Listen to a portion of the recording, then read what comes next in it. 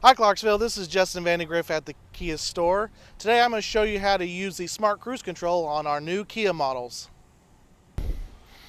Here on the right hand side of the steering column you're going to see the cruise control button. If you just click that button, and I know you can't see it in the camera right now, but it's going to show up on your dashboard. At the top it's going to show cruise is activated, and it's going to show what miles per hour you're going. If you do decide to use your cruise control, set the speed that you want, you're going to press the set. You're actually going to press this button down, and it'll set your cruise control to whatever speed that you're comfortable with. And if you decide to cancel your cruise control, we have a cancel button right here.